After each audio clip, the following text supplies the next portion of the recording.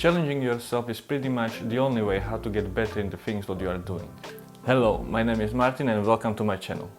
For now it's been 3 months I am doing this YouTube channel and so far I'm enjoying it, and especially thanks to you because you are very positive, we have nice exchanges and we talk about what we love, street photography. I am very thankful for all of you who are coming back, and hopefully we will learn and we will challenge ourselves today again. I mean, there is some challenges already in your creation, in your life. There's natural limitations which we need to overcome. But sometimes in your creative life there is some kind of need of artificial push. And that's exactly where our challenges are coming. Creativity and your creative endeavors is kind of a relationship, between you and your creativity. And sometimes, even though you are in love, we need to spice things up a little. This video is for those who kind of don't feel it, they are stuck in a rut, kind of don't know where to go, the creativity is just not there. Fear not! Today I will propose 3 main categories how you can get out of your comfort zone and spice things up a little and maybe learn, because that's exactly what we are doing here. Like as you go outside of your comfort zone, you are trying things differently. This actually might push you to learn different things, because these limitations you need to overcome this when creativity is coming in.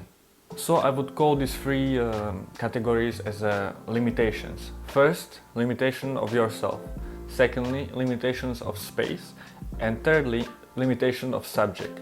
So first, limit yourself.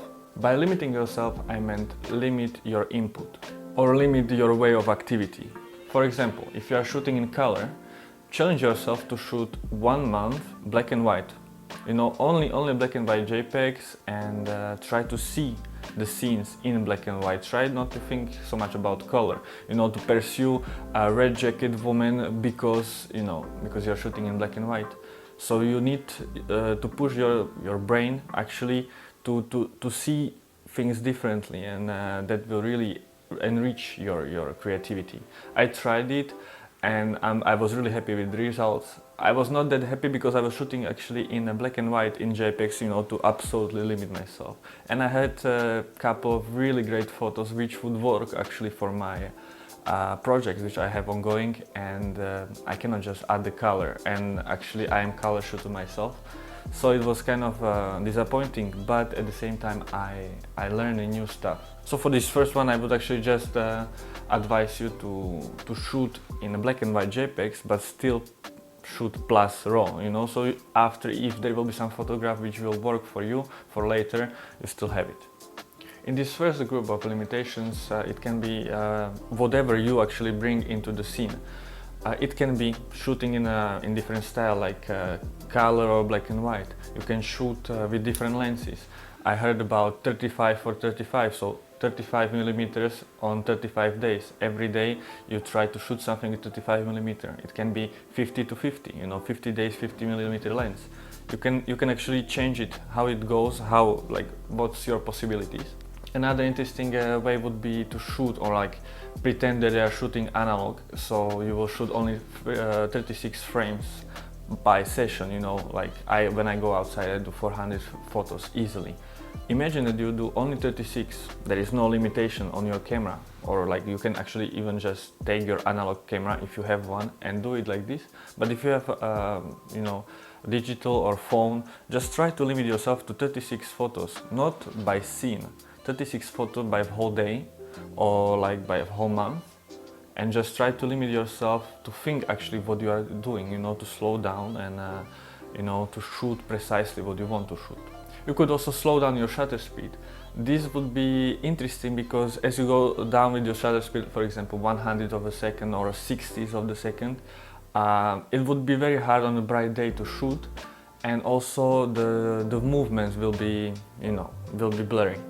This can be really creative way of capturing some stuff, as I can show you some examples, but it's very interesting to shoot in this manner.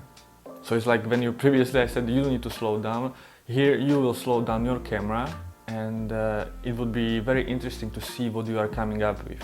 This actually technique is very interesting when you are using, it's called panning technique. It's when the cars or something what is moving fairly fairly fast, you know, for example, bikes, scooters, people who are running. You know, if you match the speed of your tracking of this subject, everything else will be blurry. This subject will be actually in focus. Second group, limitation of space. This is fairly easy. Limit yourself to one environment, one place, one city, one street, one square, whatever might interest you, and try to shoot it for 1 week. Or say, for example, this month of September, month of October, I will shoot only this street, you know, like choose a bigger street, but you know, you can choose whatever you want, street, square, you choose one square and you go there every day, every 3 days, and you do photographs only on this square. And it's very interesting, this one, because actually you are on the same spot all the time. People are changing, but after a while you start to, this place actually start to reveal some of its secrets, some of its behavior, because we are, as organism, we move in certain way, and after you start to understand these kind of things, and you get much deeper insight of the place. So after your creativity will start to think about something different, because after 2 days you will have thousands of the same shots. But you know, that's when the third, fourth day is coming in, and you start to see things a bit differently. So go outside to this one street, one square, one park, one city, and let it expose itself of its secrets and all of these kind of events. They are there for you to capture. Third group would be limitation of subject. This one is quite interesting, because every time me personally, I go outside, I shoot whatever is kind of there, you know, I'm trying to be in a flow. That's kind of my exercise now. I want to be in a flow, I want to be ready to shoot whatever is coming my way. But this one would be to limit yourself to one certain style of photograph or certain subject, you know, to photograph only portraits of the people. Candid portraits, or actually go and you ask people to be photographed. Portraits of dogs, you know, dogs, activity, whatever it might be. You can shoot only shadows. You can shoot only against the light. For those of you who shoot people from behind, try to capture the faces, the emotions, you know, go much closer. Push yourself, you know, for 1 month, try to have only photos of the face of the people. For example, me, I'm trying always to shoot only people from front. So maybe now I can try to shoot people from behind, you know, to say or to capture some emotion in their movements, you know, if in their gests, I don't know, something like that. Recently I was just actually thinking about to take photos where you cannot recognize the people, you know, like anonymous, let's say. So like you still shoot the street photography or like social portraiture of the social environment, but kind of without people's faces there. If you're a photographer who is capturing the whole scenes, then try to go and shoot the details, you know, like fingers or just cheeks. I don't know, like something. Push yourself to see beauty in some other stuff that normally you were not looking for. And for those who actually try to shoot much more detailed stuff, try to see details in much broader action, you know, like to shoot the whole scene, but like be aware who is positioned where. And that might be really enriching your experience. Here you can see the photograph from Nick Turpin. He also have a YouTube channel. I will put his link down below. And he actually recently started to shoot the scenes, you know, of whole streets.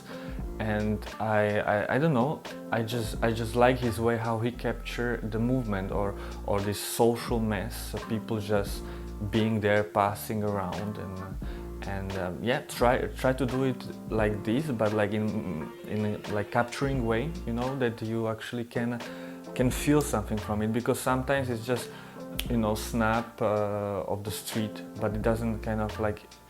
On these kind of photos you feel like someone positioned people, like there is no rule for this, but like on these actually photographs you can actually see like someone actually positioned people in their right spot, you know, they're like dispersed on the square, on the street, and I don't know, it feels kind of pleasant. And the last one actually, it's a bonus, let's say. This is actually all together. I would call it a special one. It's a holy grail of street documentary and photography in general. It's called juxtaposition. It's actually contrast the image by its meaning. It's known for positioning its subject of this photograph from different sides of society, kind of opposites, you know, like rich and poor, lucky, not lucky, black and white, dogs and cats. Or in another way, it can be actually something very unprecedented, very unexpected, you know, like the photos of a nun smoking, or a dog driving, or soldier being scared. You know, like there's another artist from Great Britain, it's called Banksy. He's actually playing with this kind of similar, let's say, meanings. You know, he's positioning certain things in totally different manner as it was intended to, or just to surprise you. This is basically juxtaposition, you know, when the two different elements exist in this photograph and they kind of talk to each other and they are in opposite spectrum of something. Try to capture this one, it's very interesting, and if you capture one which is very worthy, you will be very happy, and I hope you can share it with us. But it's quite difficult to capture scenes like this because there is none of your power is applying here. It's pure luck or eye. Like you can train your eye to see these kind of things. That's why these challenges are actually working for. But it's not really. It's like the photography of the street is not really there for you to decide. Thank you very much for being here. Hopefully you try one of these challenges or all of them, and share it with us in a comment down below if you like this kind of challenges, or if you like this kind of content. And let's see, we might have a great discussion and do maybe some challenge all together, and after we can actually share with each other.